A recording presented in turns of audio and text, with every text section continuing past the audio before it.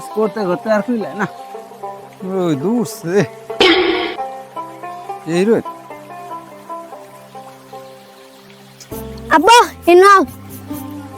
কি গো বাবা কি হইছে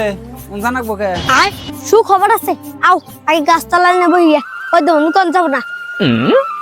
ঠিক আছে বাইতেছি দেখি তুমি কি সুখবর নিয়ে এলে আহ